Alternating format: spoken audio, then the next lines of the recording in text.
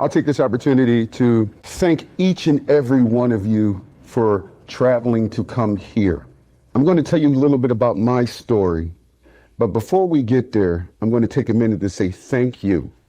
Each and every one of you get up every single day trying to make a difference in a person's life.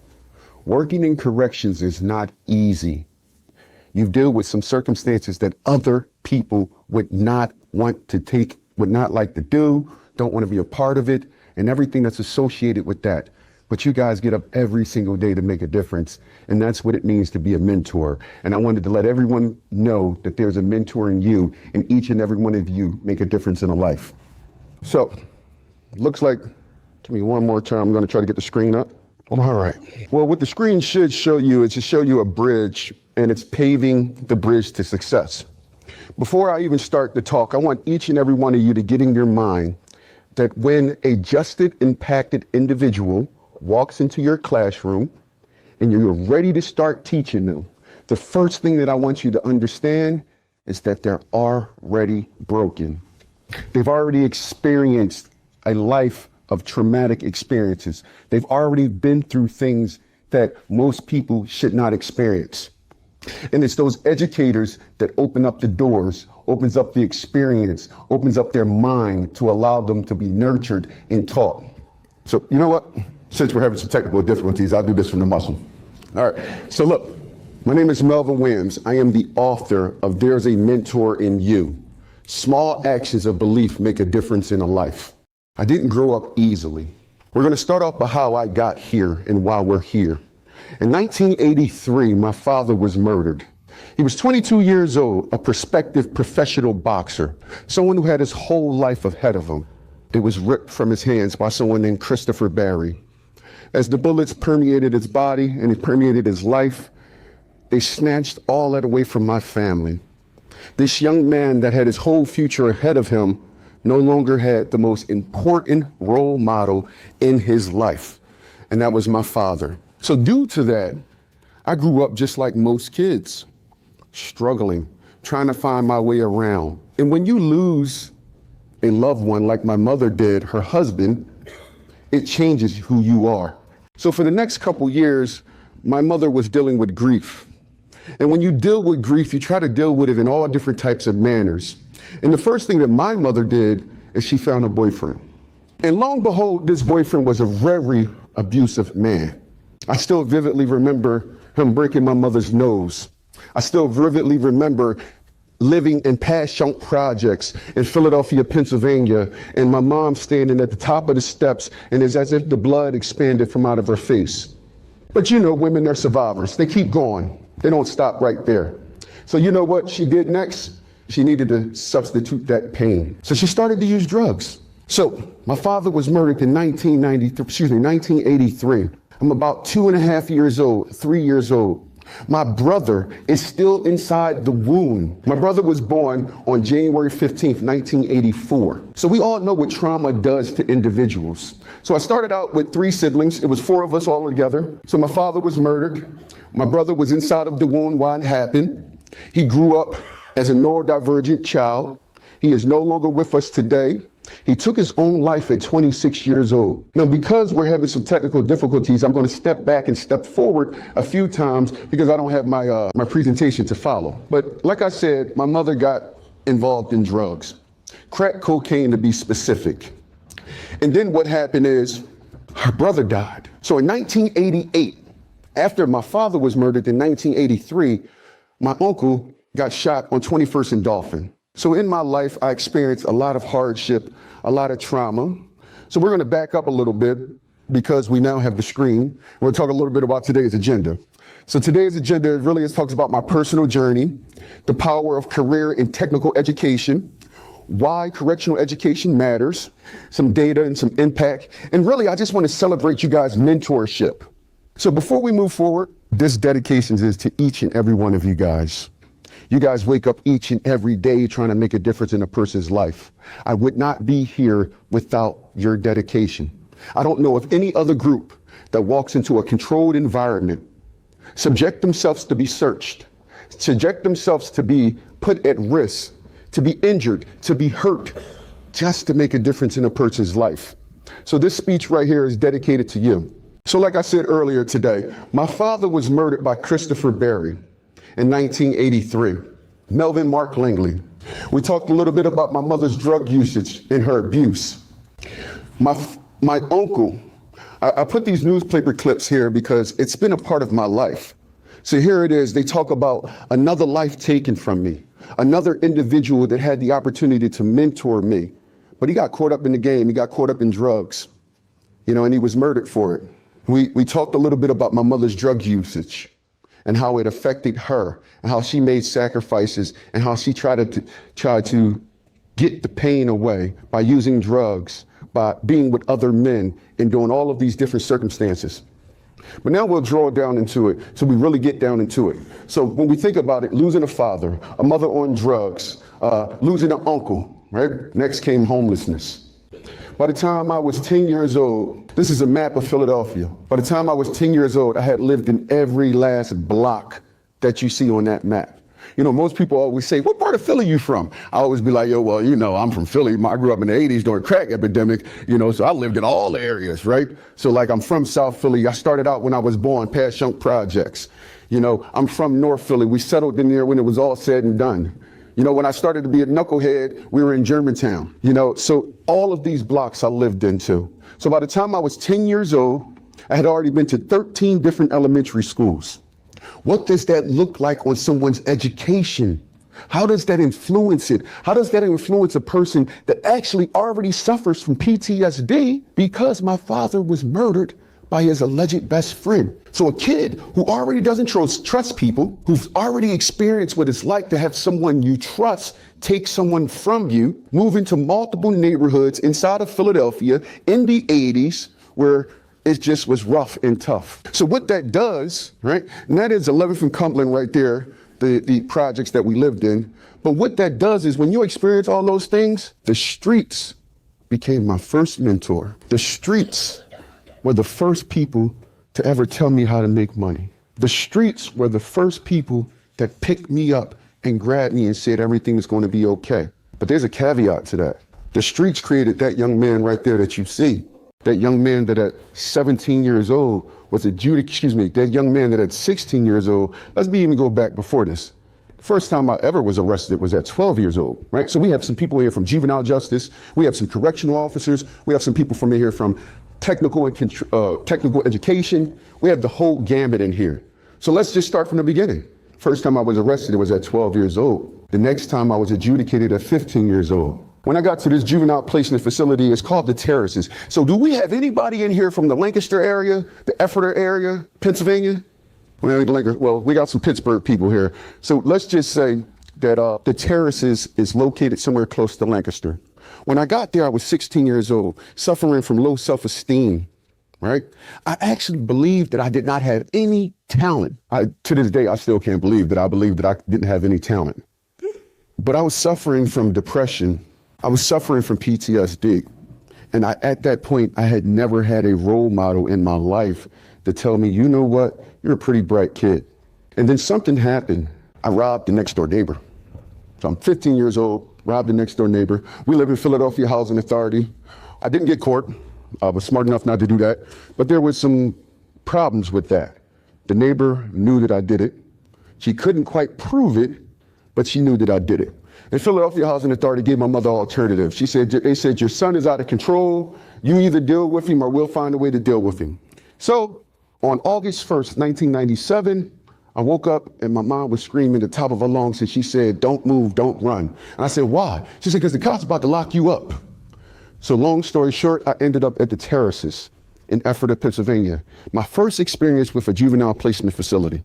So for all of you guys in here that are working in juvenile corrections, I want you to take heed and pay attention to this. I walked in that facility thinking that I had no talent. There was a gentleman there, his name was Mr. David. This gentleman was different than most men that I had ever experienced. He wasn't urbified. He was from Lancaster somewhere. He always had a suit on. He always had a nice jacket on. No disrespect, but he preferred white women. He just was different than anything that I had ever experienced. He liked Kung Fu, right? And through our counseling sessions, he asked me one specific question because I was dealing with the loss of my best friend who had just been murdered inside of Philadelphia in 1997. Right? So he said, Melvin, I just want you to do me a small favor because I'm like, I have no talent. He said, I just want you to write down how you feel. Lo and behold, I started to write. Next thing you know, I wrote my first poem. Next thing you know, I started the school newspaper. And then he came back again and he said, you know what, I have a book for you. And he said, it's called Don't Sweat the Small Stuff, and it's all small. And then I left that juvenile facility feeling like I was a better kid. I was more educated. I knew what I was going to do. But you know what? The next thing still happened. I still found myself inside of the House of Corrections. I still found myself being certified at 17 years old for armed robbery. And I put this picture up here because you guys are all in education. And what do you think happens to a 17-year-old young man who's inside of the House of Corrections? He meets other criminals. The person that I have on the board, his name is Felix Summers. Phil was my first cellie in 1999 when I got certified. Phil is still up in one of the prisons inside of Pennsylvania. Phil is wanted for murder. He was sentenced in 1999. But the reason why I mentioned Phil is because we learn through the people we experience. So now at 17 years old, certified, never having a real role model, I meet Phil. So what do you think I learned? I learned how to be a better criminal. Can anyone in this room tell me what this scene is from? Does anyone know what this scene is from? Law-abiding citizen, anyone remember this movie? Okay, so this movie was actually filmed inside of the House of Corrections. That is the actual jail, actual scenes. Wow, that is amazing, right? I spun from April 15th, 1999 to October 13th, 1999 on A2 of the juvenile block inside of the House of Corrections. It was very, very, very tough. The worst experience I've ever had in my life, right? The reason why I say that is because everything was predicated on punitive methods. There was no real educational structure, right? Because 85% of all of the individuals that were there were going to go to the state penitentiary. Now, the reason why I showed you guys this picture is because I wanted you guys to understand how I spent my 18th birthday. As an individual who was certified, when you turn 18, they gotta get you away from the juveniles. There's some security concerns, right? So I want you guys to all understand the power that you hold in the words and the things that you say. So for my 18th birthday, I'm now 44 years old, and I can still remember this like it was yesterday. The guy knocks on my cell. Get up, pack your shit, you're going to the hole. But before he said that, he actually said, I got a birthday present for you. And he found it funny. He thought that that was, a joke or whatever the case may be. So I'm in the House of Corrections, I'm certified. A judge decides to decertify me, right? So I put this image up here because I am a product of a broken home. I'm an at-risk youth. I was arrested for the first time at 12, adjudicated at 16, arrested for armed robbery at 17, and certified into the juvenile system in adult court when I was 17. But the most important thing is I lost all hope whatsoever. But then comes introduction to correctional education. Now, I've told you guys all of this different stuff. So I got decertified. When I got decertified, Pennsylvania would not accept me. They said, no. You have a high profile case. You cannot even go to a juvenile facility inside of Pennsylvania. We're getting you out of here. So the lawyers, the judges, everyone worked together as a team, and they sent me to a facility called Bolingbrook Preparatory School, which is located in Kemar, Maryland. Bolingbrook Preparatory School is no longer here today. Bolingbrook Preparatory School murdered a student, restraining a student, holding a student down. It goes to show that how much we learn from education and the way that we handle children and the way that we grow as a community. However, while I was at Bolingbrook Preparatory School, I got some very important tools to use further down my line. I got my high school diploma. Technically, I got my GED. In the state of Maryland, back in 1999, a GED was equivalent to a high school diploma. So as I stand up here before you guys, and we'll learn a little bit about me now, I'll stand up here in front of you guys and tell you that all of my accomplishments that I've made in life came through corrections. So before I say another word, I would like each and every last one of you guys in here to give yourselves a round of applause, because Without your dedication, without your help, I wouldn't be here today speaking to you guys. So, introduction to the Department of Corrections. So, I was indicted in Philadelphia in 2002 for selling narcotics, and I was sentenced to a 1 to 3 year sentence in 2004. So, the first thing that happened is they summed me up greatest for it. Now, sharks eat fish. And I use this analogy because aggressive individuals do not care about jail. It does not scare them. It is not something they're worrying about. It's those fish that are trying to get away from the sharks. So when I got up the greatest for it, I was cool until they asked me the question, where are we going to mail your belongings if somebody kills you? And then it all hit. It all became reality to me. And then next thing you know, I went to Camp Hill. And I'm still just experiencing what it's like to be in jail. I'm still learning how to scheme. I'm still learning how to become a better criminal. I'm still learning how to do everything that you're not supposed to learn how to do. And then it was a real change. Then they sent me to Kuhana Motivational Boot Camp. Kuhana Motivational Boot Camp is a state boot camp facility located here in Pennsylvania, up in the State College area. I went to Kuhana Motivational Boot Camp about 20 years ago. Up until that point, I did not realize that the one thing that was lacking for me was discipline. And there was discipline, really, I didn't have any skills. Actually, I had a few skills, but those skills were really taught in the streets because I told you guys before that my first mentor were the streets. So let me tell you a little bit about what the streets taught me about work, right? You go get you a $15 rock, right? Bag it up, right? You're gonna bag up about $35 worth of stuff. Then you're gonna go ahead and sell that $35 worth of stuff. You're gonna take that $5, you're gonna invest that into food. You're gonna eat. Then you're gonna go right back out there, you're gonna take that $30 and you're gonna flip it, now it's $60. Now you got a 16th, right? You're gonna re-engage, do it all over again. Now you got an ounce. Now you got a quarter, right? So my point to this whole thing is entrepreneurial spirited stuff was what I knew, but the only valuable thing that I ever thought about selling was drugs. So that's why what you guys do is so important, right? That career, that technical education, right? How do you take an individual that may be entrepreneurial spirited and show them a different way that they can eat? And here comes my C-Tech certification. I got my C-Tech certification in 2005, September of 2005, through Penn State University. Still to this day, I'm still a Penn State alumni. It doesn't matter that I took a non-credited class. Well, so that certification, I parlayed it and it took me through my whole life. And then while I was experiencing C-Tech, I got a certification for a network cable specialist for fiber telecommunication systems, as well as copper telecommunication systems. And you guys are gonna learn that those particular certifications have kept and remained true. They have allowed me to do one thing, right? We all heard the saying that if you give a man a fish, you feed him for one day. And if you teach a man to fish, you feed them for the rest of your life. Well, these certifications that I've received, that career and technical education that you're giving to these individuals, it gives them the opportunity to eat for the rest of their life. The doctor that was just up here, she mentioned some HVAC. She mentioned barbers, right? Truck drivers, right? For me, my certification dealt with wiring, right?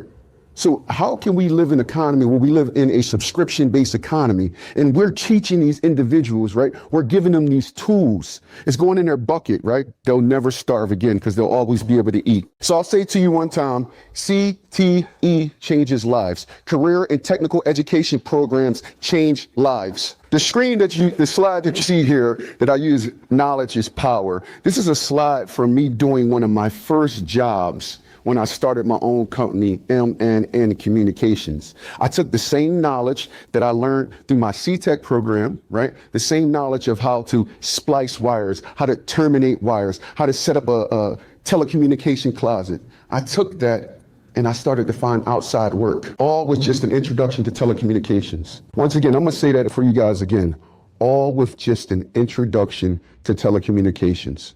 So you guys that are fighting for these programs, you know, working with these justice impacted individuals, understand that what you do does matter. One of the number one reasons why people reoffend is because they can't find work, or the work that they do find is not enough to sustain their families. And that's why career and technical education is important, right? We're talking about valuable jobs, jobs that pay you enough money to provide for your family. The reason why I've never reoffended is because I've always been able to make money and provide for my family. So instead of figuring out how to go back on the block and chill with my homies that I all know, right? I'm sitting down figuring out what else can I sell? What else can I mark up, right? Because I learned a little bit about that. So I'm gonna step back for a minute and I'm gonna talk about some career opportunities and why it's really important for you guys to continue to drum the beat for these career and technical educations, right? So we all have heard of the terminology AI, right? And we've heard it's gonna take away all of our jobs and it's gonna do this and it's gonna do that. But you know what it's actually gonna do for this industry? It's going to empower your students, right? Because they're the laborers, right? There's an initiative going on right now where we're building more data centers. We're trying to get more power, right? We're trying to massively change our infrastructure in the United States. And who do you think are the individuals that are going to be best served to do that? Your HVAC technicians, your C-Tech technicians, your cable technicians, your low voltage wire technicians, your electricians, right? Some of you guys are implementing those programs into your institution today. And I want to tell you, don't stop. Like I said before, if you teach a man to fish, right, he always can eat. I always could find work. Here's a picture of me, Jake from State Farm. I'm working for a large insurance firm called USI Insurance. Now, I don't know nothing about insurance. I don't even know nothing at this time about IT support. But what they do know is that they know that I understand networking and I understand wiring, right? So I always could find a job. I was always marketable. I always could take my certification that I got and I was able to always parlay it. This right here that you see, that is my tax ID for M&N Communications. We started M&N Communications back in 2008. Now, when I left Johanna Motivational Boot Camp, September 23rd, 2005, the journey really began, right? I took all my stuff, my mom sent my clothes up, we boxed it up. I got on the Greyhound bus back to Philadelphia, right? No money in my pocket. I got to be down to the halfway house by a certain time. But the journey really began, right? I was fully equipped with the tools that I needed to succeed for the rest of my life. So I started M&N Communications. The first job that I got when I got out of corrections was for a cable company. It was called Wilco Electronics. Wilco Electronics was the only minority-owned cable company in the Philadelphia area. So I strolled up into the cable company. I walk in there with all confidence, right? I'm the man, right? You're gonna give me this job. And then my resume reads the whole C-Tech curriculum. Like literally, I ain't never worked before, so it's like really like the whole C-Tech curriculum, right? And I walk in and we have the interview, right? And when we're all said and done, right? I say to the owner of the company, I say, listen, I really want this job, right? But there's a problem. I don't have a license, right? And I know you're looking for a cable technician, right? And he turns around and he looks at everybody in the room and he says, I don't care. He said, we need you, right? Instead of just hiring a felon, somebody that we can pay low money to and just throw him out there, I now became an asset. So Mr. Daniel, in the importance of mentorship, he put me in the office right next to his. And when he did that, first thing I thought is he thought I was stealing, thought I was a bad kid, right? The felon, he just gave me a job. Why is he putting me in his office right next to his? But then he would call me in and those little lessons would happen. And he would say, Melvin, you know, there's two ways to get rich in the world. I would say, well, how, Mr. Daniel? He would say, marry into the money. And I was like, oh, all right, okay, I can do that. You know, I can try that. And then he said sales, right? And I really didn't know what he meant at the time, right? I didn't understand how impactful sales is, or a career in sales, or let's better say a career in service, right? Because that's really what someone does that sells. So this image right here is our logo, M&N Communications. I want to thank you guys for implementing programs, right? Like the C-Tech program that allow me to get a certification, parlay that, get my PO off my back, right? Because I've heard something here, right? It said the system isn't broken, right? We know the recidivism rate is high in certain areas or whatever, but once they leave us, we give them the tools that they need, and then they somehow find their way back, right? So maybe the PO has a problem with them. Maybe the PO is going out to their job and all that stuff. So I'll tell you, I've always found ways to circumvent the system. always, right? And I'm not saying it in a negative way, but the first thing I did when my PO said, you got to find work, I said, they're not going to be slave working me. I incorporated my business. So now my business is an entity. So when I go down to my PO's office, right, they say, who do you work for? Oh, I work for M&N Communications. I know Bluebell, Pennsylvania, right outside of Philadelphia, right? So M&N Communications, we were doing some amazing things, and then COVID hit, right? And guess what happened when COVID hit? Most people, right, they weren't valuable, right? But guess what I was? I was valuable, right? I owned a company that helped organizations get online. And the way that we did that is we did it through a virtual tool, right? So as everyone's scrambling around trying to find a video conferencing tool, we were selling a video conferencing tool. This is an image of me speaking for CRN TV. And the most important thing that we see here, it says, technology has taken me some amazing places. I want to sit here and tell you that a career in technical education certification has taken me to some amazing places. Here I am standing giving an award to this group here. This group is called PAX 8. PAX 8 is the #1 distributor in the nation for Microsoft licenses. They distribute a lot of other technology. But as you see, I'm standing up there. I'm the award. I'm giving the award. I'm the authority. I'm not the felon. I'm the authority on technology now. More pictures of me engaging with other technology vendors.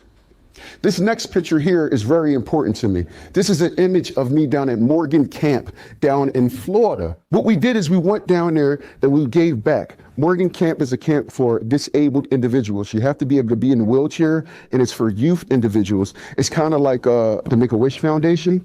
What they do is they have them all come down, and we all went down there. We cleaned out the whole area, and I got so much drive from that, so much support from giving back. This is an image here of me with a group of individuals. Everyone in this group, right, revenue is from 5 million to 10 million. They all flew out to Florida to do a 4-hour masterclass with myself and other people to talk about technology. So I shifted from the felon to an authority on technology based solely off of my certification. That's the power that you guys have. Most people might say that you guys are just providing trades, but I would challenge every last one of you in here and say that you're providing a legacy. And I'm going to continue to demonstrate the legacy that you guys have provided for my family. So can anyone tell me who this gentleman is? State Rep Beanie. Any help here? He is from Mississippi. So let's just say he's the state rep from Mississippi. And the significance of this picture is I went from being a felon to sitting with lawmakers, right? This is another picture of me with John Maxwell. The only importance and significance of this picture is the logo, the M&N Communications, right? Build the whole practice based off of a certification. Check out this here. This is another tax ID identification. Now this one we see here, this is the one I'm most proud about, right? This is our 501c. Right? Our nonprofit is called the Philly Made Us Foundation, right? We're passionate about helping inner city youths that have dealt with some of the circumstances that we dealt with. We're passionate about workforce development, right? But the image is about our first annual backpack drive. So service in itself still continues. But I'm gonna sit here and say to you guys once again, I am the sum total of all I have interacted with. So from the beginning, my father was murdered. Going through the system, I've interacted with all you guys, not you guys specifically, but people who look like you, people who get up like you. And I want to take this opportunity before we move forward. I'm going to say something to you guys. I wish that I could thank the CO that was over Kehanna Motivational Boot Camp. I wish that I could thank the individuals that helped me get my GED. Mr. David was his name back in Maryland. I wish that I could thank the individuals that helped me take my SAT. I wish that I could thank the educator that told me, Melvin, you should go and sign up for those college credits, right? Even though you're going back to Philly, take the college credits in Carroll County, Westminster, Maryland. Take the college credits. So I wish that I could say thank you to each and every last one of them, but I can't. So I'm gonna take this opportunity to thank each and every last one of you guys. Thank you, each and every last one of you guys, for doing the work that you do. It does matter. If you don't have an actual example of someone of the work that you've done, just look at me. Look at the impact that I'm making. I chose the word legacy for a reason, right? Because legacy outlives you, right? So check this out, right? You guys plant a seed inside of an individual, right? Whether you're working in juvenile justice, that juvenile, right? He goes up to adult corrections, right? Next thing you know, he starts his own business. He's doing something productive. Those blessings come back to you. So the Philly Made Us Foundation, right? So I put this picture up here because this is who I am today, right? So we all are in Pennsylvania. So currently right now, and I'm on the ballot, right? In Montgomery County in the state of Pennsylvania, I'm running for township auditor, right? Thank you. The significance of this is, once again, I would not have been able to accomplish these things had I not been given the tools. There's a saying in the telecommunication industry, any job becomes easy with the right tools. Remember that. Reintegrating into society becomes easy with the right tools. So why does this all matter, right? Why is this important, right? Why did you guys fly out here, right? Well, we do know that over 600,000 justly impacted individuals will be released from prison this year. Do they have the right tools, right? Without your education, we know that 50% of them are going to reoffend, right? Do we feel confident that these people that are going to be our neighbors, they're going to be growing up with our kids, they're going to be teaching their kids how to interact with our kids? Are we confident that they have what they need to succeed? That's why it matters. If you can take anything from this, I want you guys to take this. You're not just a teacher. You're not just giving trades. You're shaping legacies. Education and vocational training are keys to reducing recidivism, right? Why should I reoffend if I know that I can find a job, right? Why should I reoffend if I know that if I just get up and go drive that truck, I'm going to make $50 an hour? Why should I reoffend if I know that at the end of the week, I have a guaranteed paycheck? They don't reoffend if they have the right infrastructure, if they have the right tools. You're shaping futures, right? Right? The work that you do shapes people. It shapes who they become. So I am a published author. I wrote this book called There's a Mentor in You. Small actions of belief make a difference in a life. This is a graduation from a group of individuals that's in SCI, one of the Pennsylvania prisons, right? But the importance of it is it's each and every last one of your small actions that allowed them to graduate, right? It's your actions that allowed them to succeed. And the reason being is because career, technical, and educational learning is a pathway to redemption and economic mobility. It's a pathway to redemption and economic mobility, right? We get rid of them looking for money. We get rid of them scrambling. We give them tools to succeed. So the power of mentorship cannot be understated. We all have the ability to shape someone's life and contribute to changing their future. Take, for example, DNA, deoxyribonucleic acid. If we examine it closely, we see that it's the process of passing down genetic information, allowing our offspring to survive in an ever-changing and unpredicted world. At its core, DNA represents a blueprint for success that offers step-by-step instructions on how to develop and grow. That's what you guys are giving them. You're changing their DNA.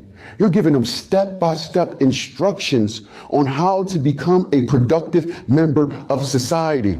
Now, I wouldn't be a good speaker if I didn't give you guys some type of something to go with, some type of framework, right? So I'm going to introduce you guys to something called Help Someone Reach the Top. The top framework, right? And what does the top framework mean? Teach, teach, teach. Share knowledge of the essential and survival success. Teach practical skills through career and technical education programs, carpentry, coding, culinary arts. Impart life skills, communication, financial literacy, emotional regulations, right? Model professionalism and discipline through your very own behaviors.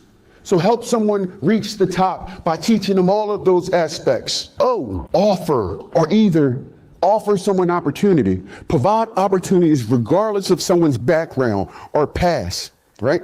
Offer a second chance to a justly impacted individual, creating a classroom where every student feels seen and valued. Advocate for internships, apprenticeships, and certifications that lead to real jobs. Now, I told you guys earlier today that Will Daniel, the owner of Wilco Electronics, offered me an opportunity. He didn't see that I was a felon. He saw that I was a valuable asset to his company. So offer these kids the opportunity to grow, learn, and become better at what they do. And last but not least, promote these kids. Accentuate their hidden talents, helping them to believe and understand of their own greatness, recognize and affirm the students' strengths when they don't see them themselves. Remember, there was an educator when I was 16 years old that said to me, just write down how you feel. I thought I didn't have any talents. So recognize it, promote these kids, get them to understand that they have talents and skills that they can use. And the key takeaways from this particular speech is education and vocational training are critical for reducing recidivism. Mental health and substance abuse play a critical role in this. Reentry support like housing and job placement improves outcomes. There has been a massive policy shift. So if you don't know about the Second Chance Act, do some research on the Second Chance Act, see if there's some funding in your area that you guys might not have been aware of. And last but not least, workforce readiness isn't just about jobs. It's about dignity, sustainability, and second chances. It's about dignity, sustainability, and second chances. So if you guys found anything that I was talking about today of use, I am a published author. We're going to have an opportunity where we can purchase some copies of the books out front when you guys come out of here. If you found this to be helpful, you would like to get these books inside of the prisons, add to your curriculum, you can scan the QR code here. It'll take you out to Amazon. And also, if you want to just connect with me on LinkedIn, you can connect with me here on LinkedIn. And I'll be here signing books and smiling and thanking you guys for your contributions. And if I can just leave this last thing with you guys, I am the sum total of all those that I've interacted with, right? And I wouldn't be here today without your grace.